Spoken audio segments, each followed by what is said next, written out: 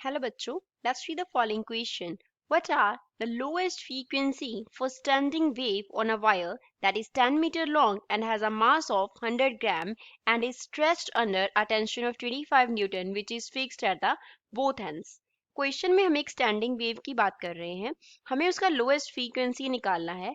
वो जो वेव है वो जो स्टैंडिंग वेव बन रही है वो किस स्ट्रिंग में बन रही है, किस वायर में बन रही है, वो 10 मीटर लॉन्ग है, उसका मास 100 ग्राम है एंड उस पर टेंशन कितना लग रहा है 25 newton. So first of all we will talk about the key concept used in the question. इस क्वेश्चन में क्या की कॉन्सेप्ट यूज हो रहा है?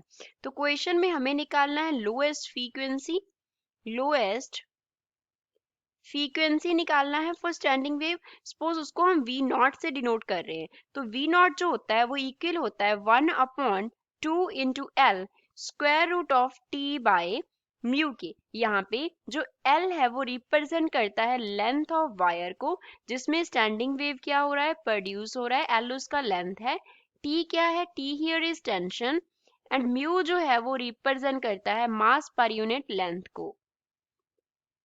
मास पर यूनिट लेंथ उस वायर का मास कितना है। अब इस क्वेश्चन को सॉल्व करते हैं। लेंथ जो है वो हमको दिया गया है 10 मीटर, टेंशन टी का वैल्यू कितना दिया है 25 न्यूटन दिया है, म्यू का वैल्यू नहीं दिया तो वो निकालते हैं। म्यू क्या होगा, मास पर यूनिट लेंथ के इक्वल होगा। मास कितना दिया है 100 ग्राम दिया है, तो 100 इंटू 10⁻³ एल का वैल्यू 10 है।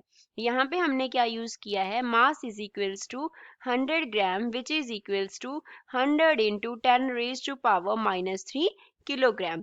तो यहाँ से सॉल्व करने पे जो म्यू का वैल्यू है वो हमारे पास क्या आ जाएगा 10 into 10⁻³ so this is equals to 10⁻² and units होंगे किलोग्राम पर मीटर। तो यहाँ से हम लोएस्ट फ्रीक्वेंसी न्यू नॉट निकाल सकते हैं। न्यू नॉट क्या आ गया 1/2 इंटू एल है, तो यहाँ पे 10 आ गया, साथ में क्या आ गया square root of T. Tension कितना दिया है 25 डिवाइड बाय म्यू, म्यू का वैल्यू है 10⁻²। तो ये हमारे पास आ गया nu naught is equals to root of 25 into 10⁻² divide by क्या है 20 है, तो ये हमारे पास बन गया 5 into 10 divide by 20, so this is equals to 5/2। So from here frequency का जो वैल्यू है वो कितना आ जाएगा 2.5।